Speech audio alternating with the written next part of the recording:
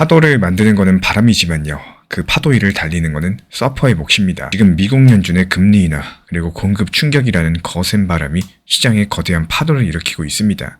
이런 파도 앞에서 두려워할 것인지 아니면 올라타서 즐길 것인지 이 준비된 서퍼만이 가장 높고 또 희소한 파도의 정점에서 새로운 부의 수평선을 보실 수가 있을 겁니다. 이번 영상도 힘차게 시작해 보도록 하겠습니다.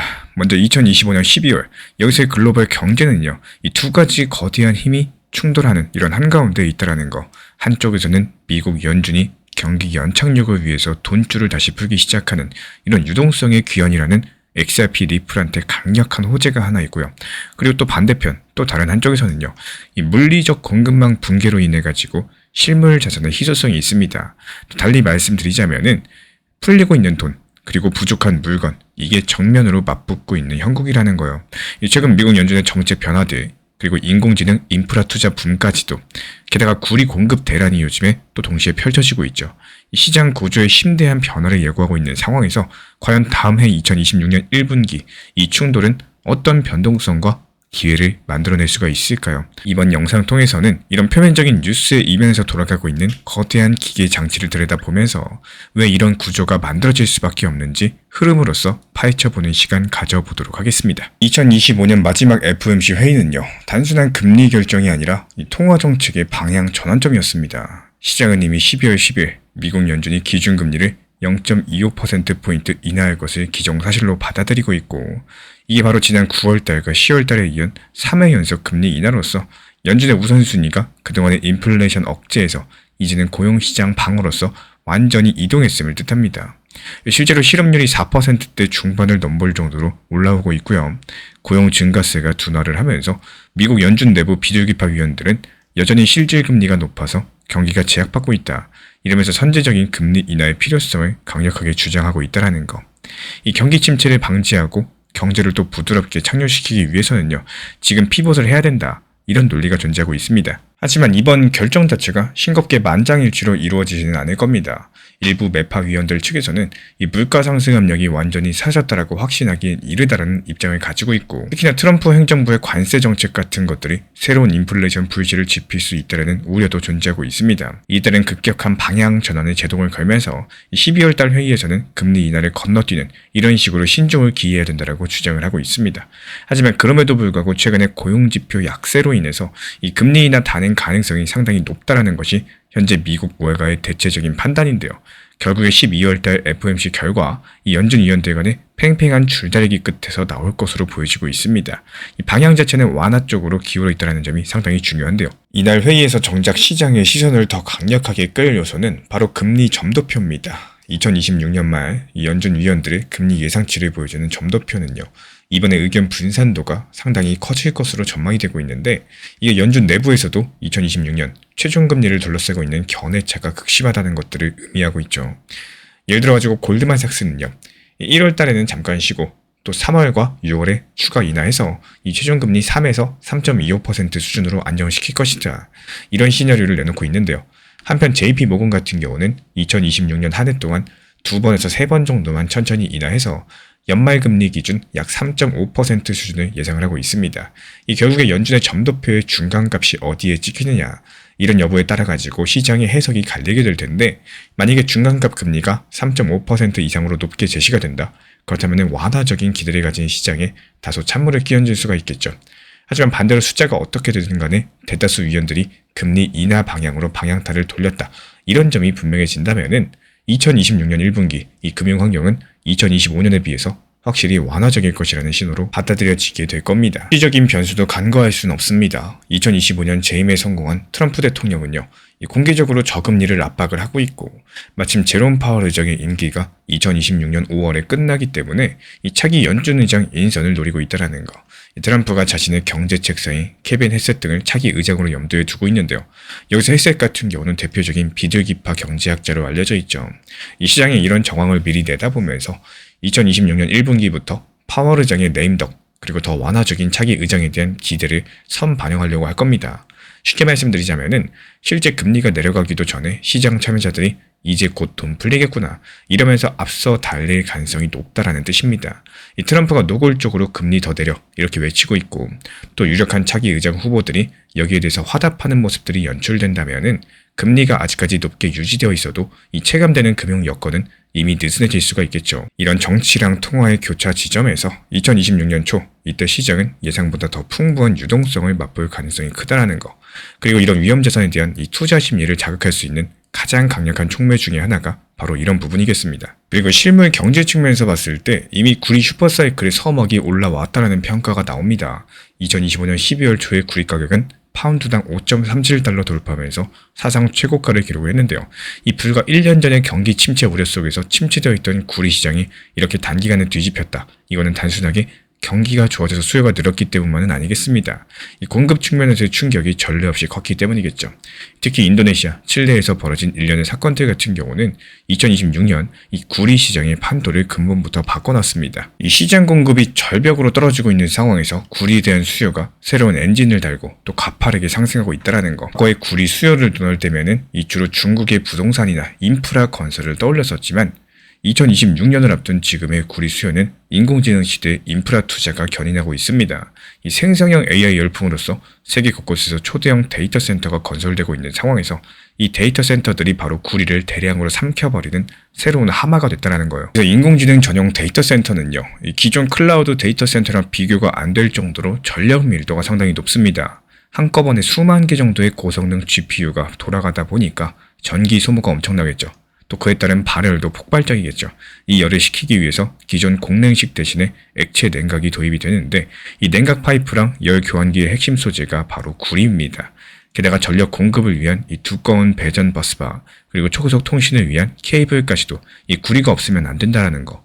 결과적으로 봤을 때 인공지능 데이터 센터가 하나가 들어서면요. 그 안에 수천 톤의 구리가 이 배선과 기기로서 깔리게 될 겁니다. 실제 사례로서 미국 시카고에 지어진 마이크로소프트의 최신 인공지능 데이터 센터에는요. 무려 2,000톤 이상의 구리가 사용되었다고 해요. 이렇게 인공지능 인프라는 구리를 잡아먹는 새로운 괴물로 떠올랐습니다.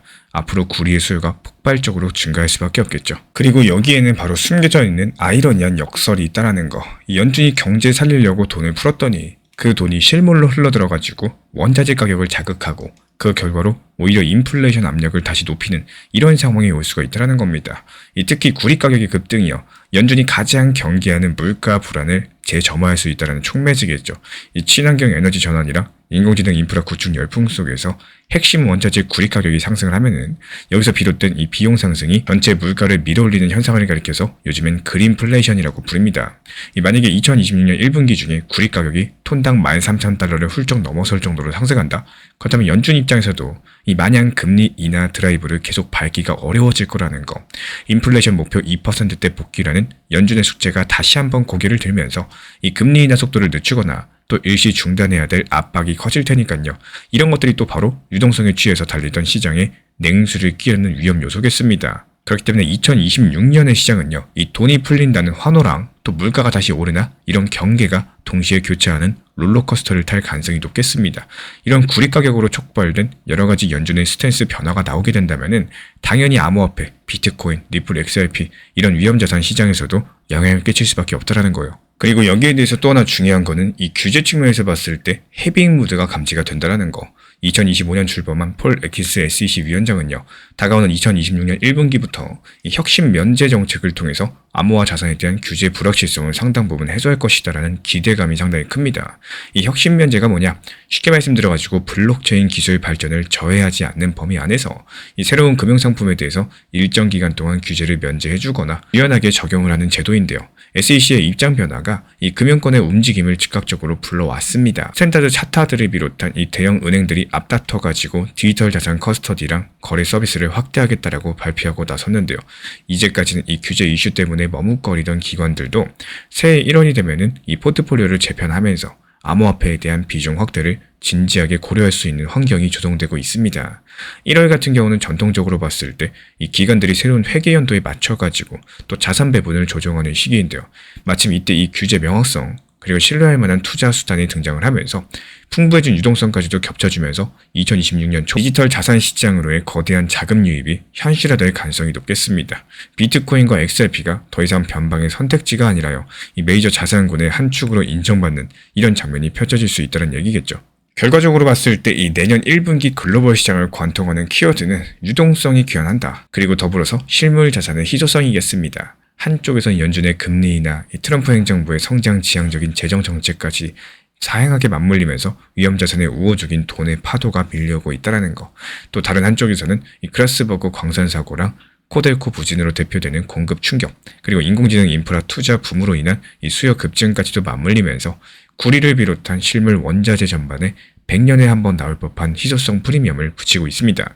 결국에 넘쳐나는 유동성이요, 이 부족한 실물을 쫓아가는 형국이고, 이런 환경에서는 단순하게 모든 자산이 오르는 게 아니라 이 진짜 희소한 자산이 두드러지게 부각되는 국면이 될 겁니다. 이렇게 바뀐 게임의 법칙에 맞춰가지고 또 시야를 조정할 필요가 있겠죠. 미국 연준의 피봇으로 풀려나온 유동성의 혜택을 입으면서도 또 공급이 제한된 이 자산군에 주목하셔야 된다는 거. 예를 들어가지고 구리나 니켈, 리튬 같은 이런 핵심 원자재들, 그리고 그 생산 기업들은 구조적인 공급 부족의 수혜를 볼 가능성이 크겠습니다. 그리고 디지털 자산도 마찬가지예요. 이 비트코인처럼 발행량이 정해진 자산이라거나 리플 XRP처럼 명확한 활용처랑 또 제한된 공급을 가진 자산은 유동성 팽창 국면에서 포트폴리오의 중요한 축으로 자리매김할 수가 있겠습니다. 이미 우리는 리플 XRP 사례에서 봤던 것처럼 이 제도권 자금이 유입되면서 단숨에 시장 지형이 바뀌는 것들을 목격하고 있죠. 앞으로 다가올 분기에서는요, 이렇게 희소성의 가치가 시장의 주도권을 쥘 가능성이 높다라는 거. 그리고 마지막으로 큰 그림에서 보자면 우리가 지금 역사상 보기 드문 슈퍼사이클의 초입에 서 있습니다. 인공지능이라는 기술 혁명이 경제의 판도를 바꾸고 있고요. 기후위기 대응이랑 지정학적인 분쟁으로 글로벌 공급망이 재편되고 있습니다. 중앙은행의 통화정책은 다시 완화적으로 돌아섰지만요, 그 돈이 향하는 곳은 어쩌면 과거랑 다를 겁니다. 이 눈에 보이지 않게 움직이는 권력들, 그리고 시장의 흐름을 관찰하시면은 또 하나의 방향성이 명확해지실 거예요. 그리고 여기서의 핵심은 희소한 것들을 보유하셔야 됩니다. 유동성 파티가 벌어지더라도 결국에 마지막에 웃는 거는 없어서 못 파는 것들, 그리고 그런 것들을 가진 사람들일 겁니다. 2026년 이 변화의 소용돌이 속에서 승자가 되고 싶으시다면요, 이 남들이 당장 주목하지 않는 희소성의 등대를 찾아야 된다는 거. 이게 바로 이 거대한 대통합의 시대를 헤쳐나가는 우리 신사채널 구독자분들의 기준점이 되어줄 겁니다. 이 호재를 기다리면서 답답해할 시간이 아니라 지금 이 하락 흐름 속에서 내가 할 수 있는 선택을 차분히 준비하셔야 됩니다. 이 구독자분들께서 댓글로 남겨주신 것들 하나씩 보면요, 호재가 이렇게 많은데 왜 시장이 반응하지 않나요? 왜 이렇게 답답하게 움직이나요? 이런 고민들 많이 하고 계십니다. 그만큼 지금 이런 시장이 심리적으로 버티기 쉽지 않은 구간이라는 뜻이기도 한데요. 하지만 현실적으로 놓고 보자면은 이 지금의 시장은 하나 둘의 호재로 방향성이 크게 뒤집히기에는 워낙 전체적인 흐름과 분위기가 무거운 상황이고, 이 거대한 흐름을 거슬러가지고 나 홀로 독주하는 이런 일들은 생각보다 훨씬 더 어려운 일이기 때문입니다. 이럴 때일수록 언제 오르나 여기에 집착하시기보다는 하락세 속에서 내가 무엇을 할 수 있는지 이런 것들을 살피는 게 훨씬 더 현실적인 접근이겠죠. 시장이 매번 상승할 수 없는 것처럼 모든 하락장이 전부 기회만 되는 이런 구간도 아니라는 말도 정말 많이 들었었지만요. 또 그만큼 이런 부분들이 중요하기 때문에 계속해서 강조를 드리게 됩니다. 다만 여기서 분명한 거는 이 지금처럼 조정 하락이 이어지는 구간에서 내가 어떤 준비를 해두느냐, 여기에 따라 가지고 나중에 상승장이 다시 찾아왔을 때의 결과는 완전히 달라질 수밖에 없다라는 거. 하락장이 두려워서 아무것도 못하고 또 그냥 바라보시기만 하다 보면은 막상 시장이 움직이기 시작했을 때 그때 조금 더 살 걸, 그때 조금 담아둘 걸, 이런 아쉬움이 남는 경우가 정말 많습니다. 그래서 이런 시기에서는 언제 터지냐보다는 얼마나 잘 준비하느냐가 더 중요하고, 이 공포에 눌려서 멈춰있기보다는 내 비중은 어느 정도고 내 평균 단가는 어디까지 낮출 수 있는지, 내 자금 상황에서 이 무리하지 않는 선은 어디인지를 점검해보는 시간이 필요합니다. 그렇게 하락장을 살아가는 연습을 해본 사람들만 나중에 찾아오는 상승장에서 감정에 휘둘리지 않고 자기 자리를 지킬 수가 있는 거고, 결국에 이 시장에서도 끝까지 버티면서 남아있을 수가 있습니다. 늘 이렇게 지루하고 답답한 시간 속에서 조용히 준비한 사람한테 먼저 다가온다라는 거, 이런 구간들 지나면서 꼭 한 번쯤은 스스로 느껴보셨으면 합니다. 결국에 살아남는 건 방향성을 맞춘 사람이 아니라요, 버티면서 준비한 사람이겠죠. 이번 영상에서 설명드린 내용은 이 흐름과 구조를 중심으로 하는 큰 그림입니다. 하지만 실제로 매수하거나 또 매도할 때는 조금 더 구체적인 숫자가 필요하겠죠. 예를 들어가지고 어느 가격대에서 멈출 가능성이 높은지, 또 어디서 반등이 나올 가능성이 있는지, 또 반대로 어디를 이탈하면 위험해지는지, 이런 실전 기준들은 영상에 모두 담기가 어렵기 때문에 따로 정리해두고 있습니다. 이 관심 있으신 분들은 현재 보이는 번호로 문자 신청 주시면 되고, 이 자료가 실제 버튼을 누를 때 참고할 수 있는 현실적인 지침입니다.